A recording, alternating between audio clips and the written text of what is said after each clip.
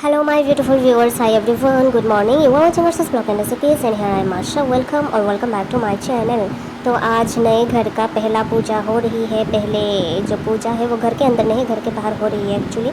And वो कौन सा पूजा है मैं दिखाऊंगी आप लोगों को। पहले मैं फूल तोड़ लेती हूँ और उसके बाद केले के पत्ते भी लेने हैं और उसके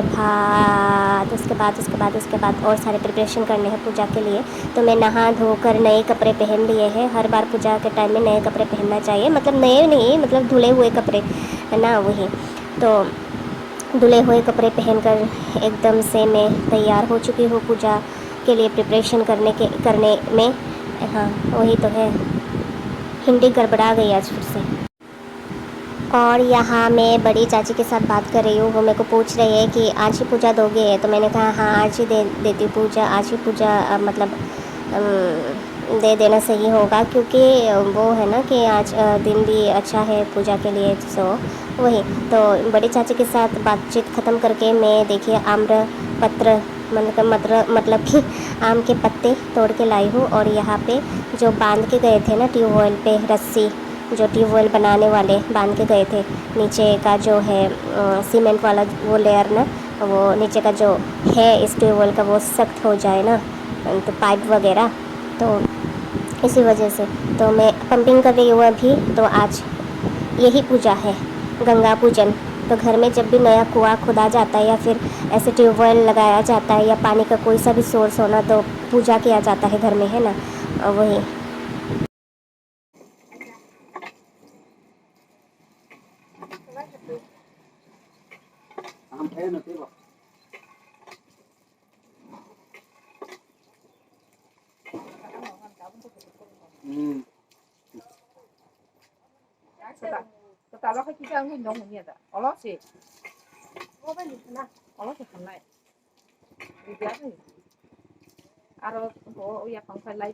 तो फिर पूजा के बाद ही इस ट्यूबवेल का पानी हम लोग इस्तेमाल कर सकते हैं, इससे पहले हम लोग इस्तेमाल नहीं करते। एंड मेरे को यहाँ पे छोटी चाची समझा रही है कैसे कैसे पूजा देने होते हैं। ये मैं पहली बार करने जा रही हूँ। घर में तो माँ देते थे ना, मेरे अम्मा, तो वही मेरे को पता नहीं कैसे दिया जाता है। तो फिर पूजा जो है पूजन का जो प्रक्रिया है वो छोटी चाची मेरे को सिखा रही है, ऐसे ऐसे करो, ऐसे ऐसे करो।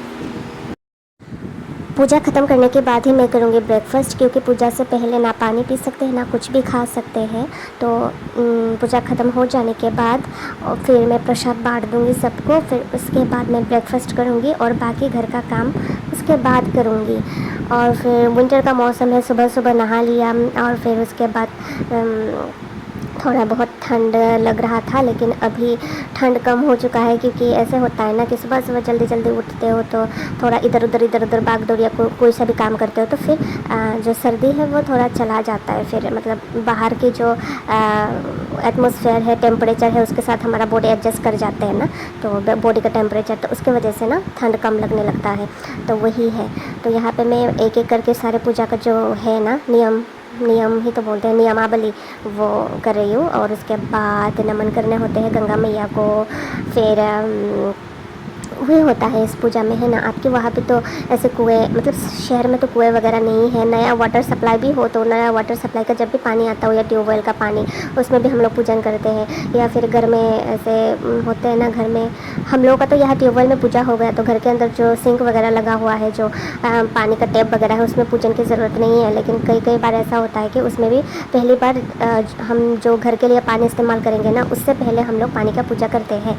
तो वही है, मतलब गंगा मैया का पूजा। तो पूजन समाप्त हो गया। तो उसके बाद में अभी क्या है ना, ब्रेकफ़ास्ट कर ली थी। तो ब्रेकफ़ास्ट कर लेने के बाद मुझे इतना ज़्यादा खट्टा खाने का मन हुआ, तो यहाँ पे मैं ये ना फिर से आज भी मैं ये जो है जुजूबी को ऐसे नमक मिर्च लगा के ना खाने के लिए बैठ गई हूँ। तो सबको बुलाए कि आओ खाएंगे, लेकिन कोई नहीं आ रहे थे। तो मैं अकेले इसको खा रही हूँ। वो कितना स्वादिष्ट है ना, मुँह में पानी आ गए होंगे आप लोगों के, है ना। खट्टे चीज़ें देख के सबके मुँह के पानी आ जाते हैं, चाहे उसको खट्टा पसंद हो या ना पसंद हो। तो ये खाने के बाद ना मेरे को आज रात में ना आज रात में नहीं मतलब आज फिर से जब नहाना होगा तब नीम के वाटर से नहाऊंगी, नीम को बॉईल करके। तो ऐसे विंटर में ना इचिंग वगैरह भी होने लगता है तो इसकी वजह से। और नीम का जो पत्ते हैं उसको तो मैं फ्राई करके भी खाती हूँ, बहुत ज़्यादा अच्छा लगता है। तो अभी बातचीत करते करते शाम हो चुकी है, तो शाम होने से मतलब शाम होने वाली ही है, तो थोड़ी और बचा है। तो अभी अभी मैं चाय बनाना स्टार्ट कर दिया है, तो फिर सबको चाय सर्व करूँगी। और क्या करूँगी, वही तो है मेन जो काम हो रहता है मेरा, चाय बनाना।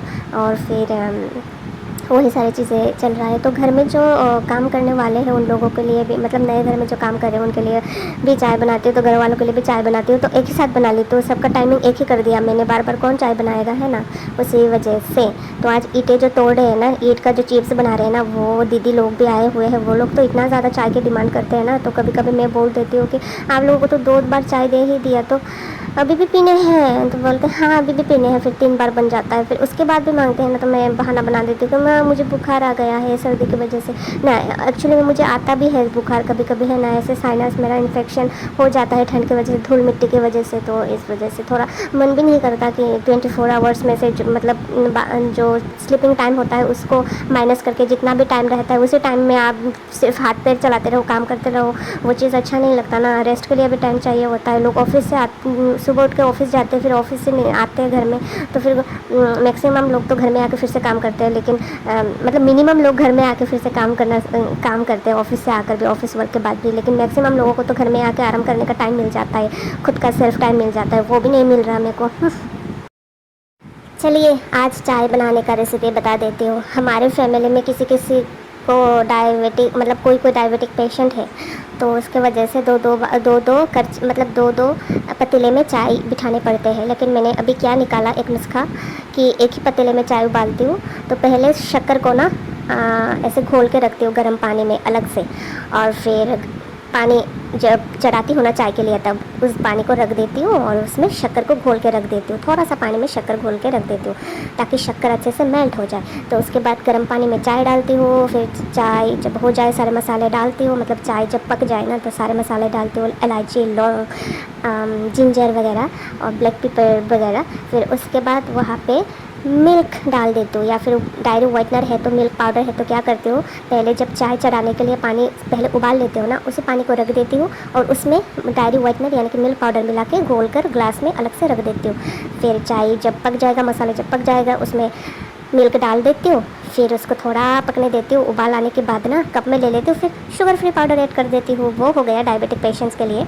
एंड उसके बाद क्या करती हूँ, उसी चाय में मेल्ट किया हुआ शुगर का वाटर डाल देती हूँ। फिर बन गया जो नॉर्मल, मतलब जिसके डायबिटीज़ नहीं है वो लोगों को देने के लिए। तो देखा मेरा दिमाग का कमाल।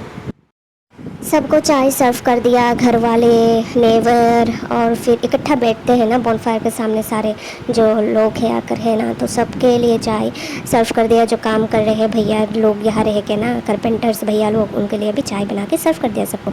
तो आज विंडो के लिए ये ग्रिल आया हुआ है, तो इसको यहाँ रास्ते के पास रखना सही नहीं लग रहा, क्योंकि बाउंड्री का जो वॉल है वो सारा खोल लिया गया, बम्बू का वॉल जो लगा हुआ था, क्योंकि ऐसे घर का जो सामान वगैरह आता है वो लोड करने में, या फिर घर के अंदर तक ऐसे मिट्टी जो है ना, नया मिट्टी जो यहाँ डाला गया है, तो वो बड्डा बड्डा जब गाड़ी आता है ट्रक वगैरह, तो वो घुसने में थोड़ा तकलीफ़ होती है। इस वजह से वॉल सारे हटा लिया गया वहाँ से, बम्बू वाला।